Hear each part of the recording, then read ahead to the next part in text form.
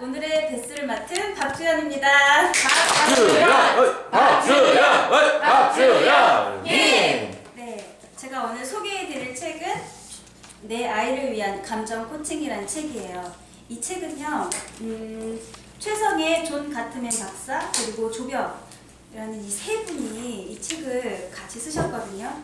이 책은요, 이 세 분은 어떤 분이시냐면, 존 가트맨이라는 분은 외국 사람이더라고요. 한국 사람이 아니라서 두 분 한국 사람인데 이분은 외국인인데, 저는 감정 코칭이라는 이 책을 이게 그냥 책 제목인 줄 알았는데 이분이 이거를 처음 만들어내신 분이셨어요. 이 세상에.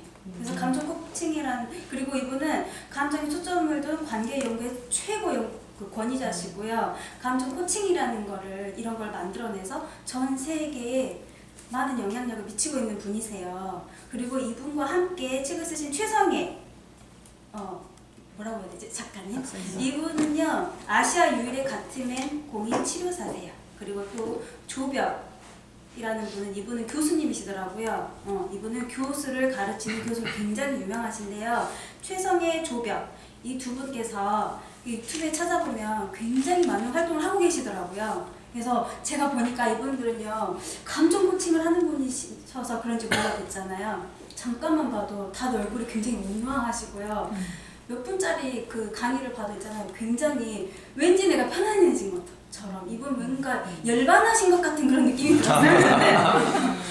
그래서 이 책을 읽고 나서 그분들 동영상 강의를 보니까 와, 내가 대단한 책을 읽었구나 라는 생각이 들었고, 네, 이 책은 어떻게 만들어지게 됐냐면요, 2005년도에요 MBC 스페셜 다큐 내 아이를 위한 사랑의 기술이라는 그 프로그램을 통해서요, 한국에 처음으로 이제 감정 코칭이라는 게 소개가 되었대요.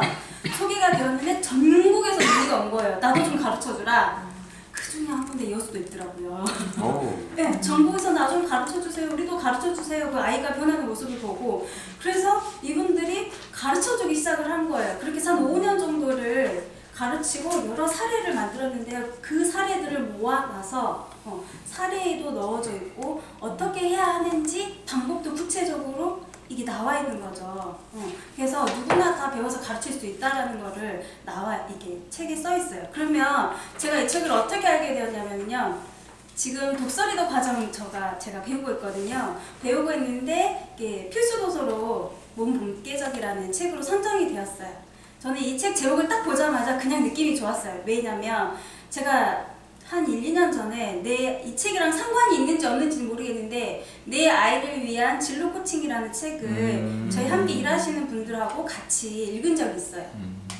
독서 토론을 한 적이 있는데 그 책이 너무 좋았어요. 근데 이 책 보니까 이건 감정 코칭이잖아요. 그냥 일단 기분이 좋았어요. 이 책을 정말 읽어보고 싶다라고 생각을 하는데, 먼저 읽으신 저희 선배님들께서 이게 막 후기를 올려주신대요. 김정선 선배님이라고 있어요. 저희 같은 반에. 김정선 선배님이 자동차 수리를 하러 갔다가 혼자 읽으면서 막 울었다라는 거예요. 또 김은선 선배님이라고 계시는데, 김은선 선배님은 이 책을 읽으면서 온 가족이 같이 울면서 막 토론을 하고 그러면서 가족이 변화됐다면서 그런 사례들이 많다라고 하면서 얘기를 막 하시는데 더 막 읽고 싶었어요.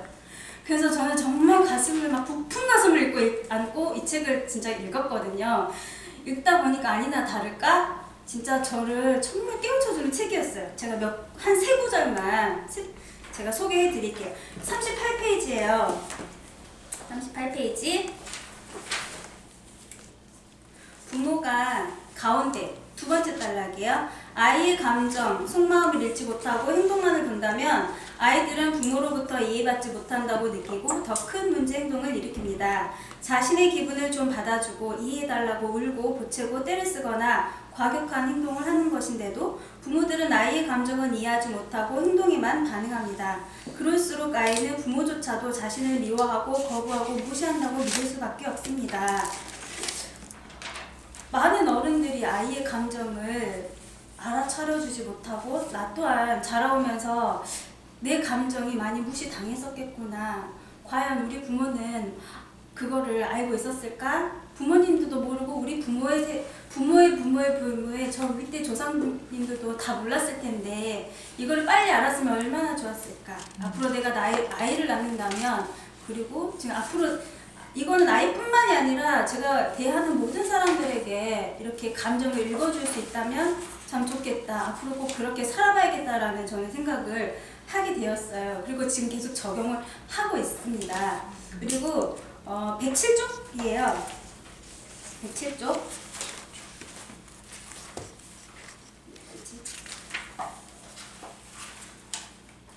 네.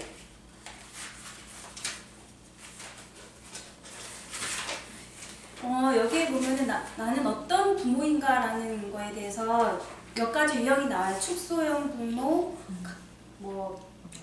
억압형 부모, 방임형 부모, 그다음에 포치형 부모가 나오는데요. 저는 아직 부모는 아니지만 제가 하는 행태를 봤어요. 제가 하는 일에서 제가 약간 부모 같은 또 역할을 담당하기도 하거든요. 그거 보니까 저는 방임형 부모인 거예요. 방임형 부모 같은 경우는 여기 보면 내가 다 그 감정은 받아줘요.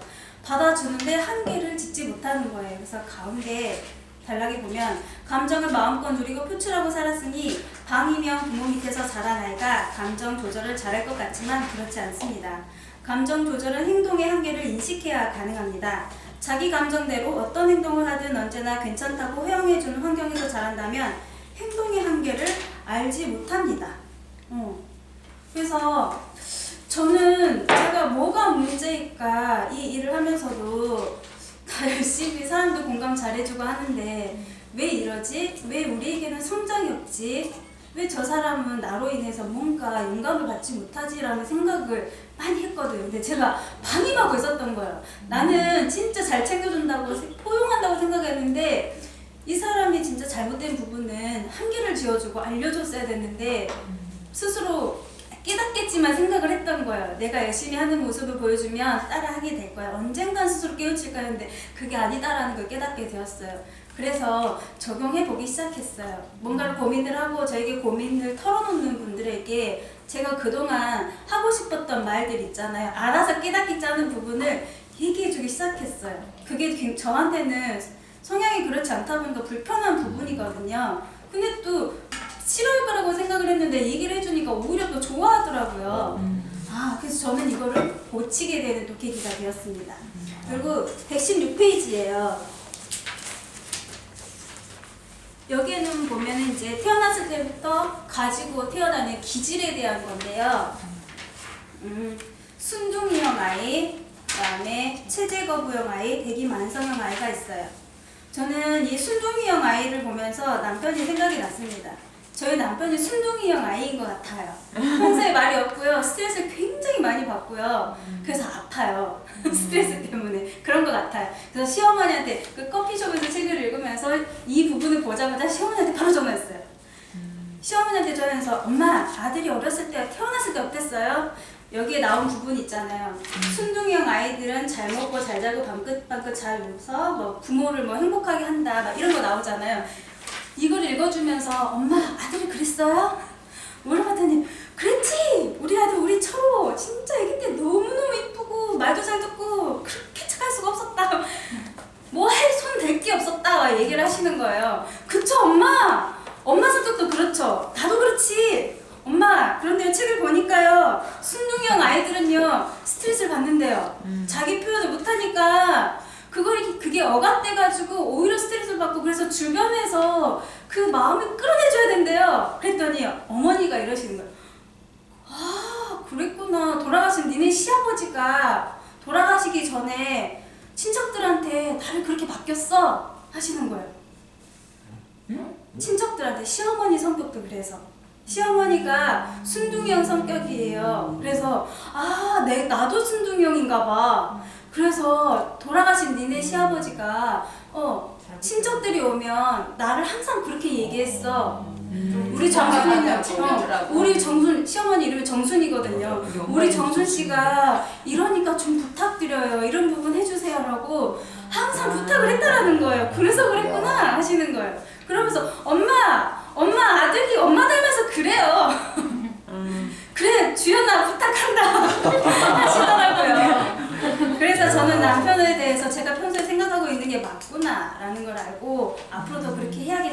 있다 저는 생각을 하게 되었습니다. 참 많이 있지만 그냥 세 가지만 빨리 알려드리고 싶어서 그냥 이 부분을 제가 꼽아봤고요. 그리고 이거 말고 제가 또 적용 사례가 있는데요.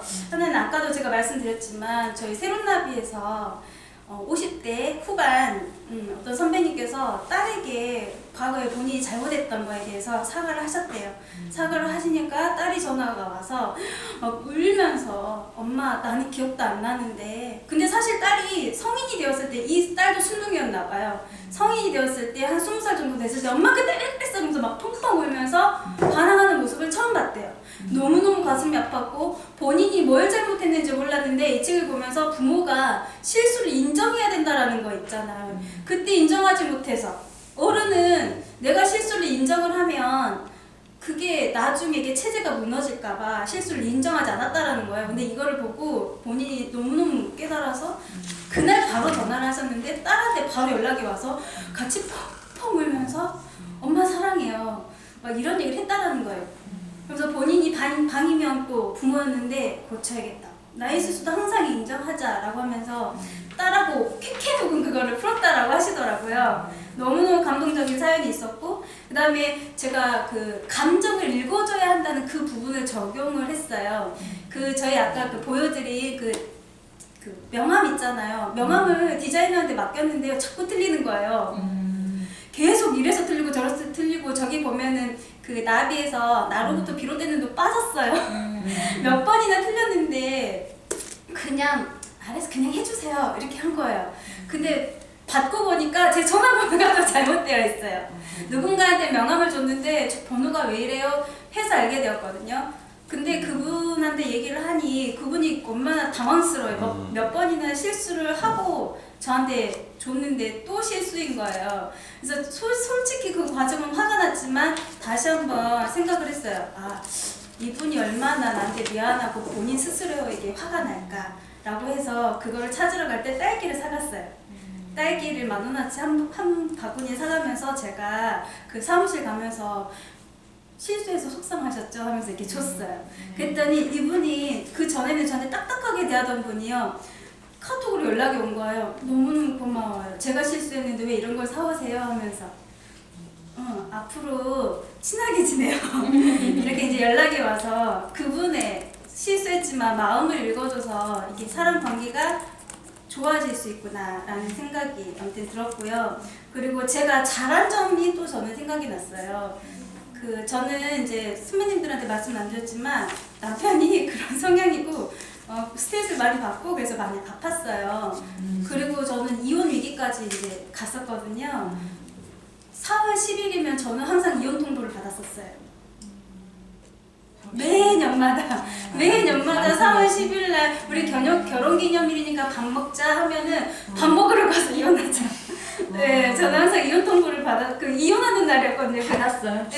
네, 그날은 이혼하는 날이었거든요. 그래서 이혼 도장 찍어야 되고 늘 그렇게 살았었는데 어느 날 갑자기 나는 이혼하기 싫은데 우리 남편이 날 싫어하는 것 같진 않는데 그래서 이혼을 하면 안 되고 잘 살아야겠다라는 생각이 들어서, 물론 미움받을 용기라는 책도 읽었고 해서 제가 변하기 시작했지만 제가 그때 했던 게 남편한테 했던 행동들이 감정 코칭이었던 거예요. 지금 생각해보니까. 예를 들면 되게 웃긴 건데요. 제가 집에 늦게 들어가면 남편이 전화해서 진짜 화를 내면서 막 몇 달씩 얼굴 안 봐버리고 막 이러거든요. 그러면 제가 남편이 전화해서 막 파락파락 화를 내잖아요. 감정 조절을 못하고. 그러면 거기에다가 어느 날 갑자기 제가 이러기 시작을 했어요. 우리 남편이 무슨 마음으로 나한테 저렇게 화를 낼까? 분명히 무조건 나쁜 마음은 아닐 거야. 걱정돼요. 그러면서 내가 너무 보고 싶어서 그렇지.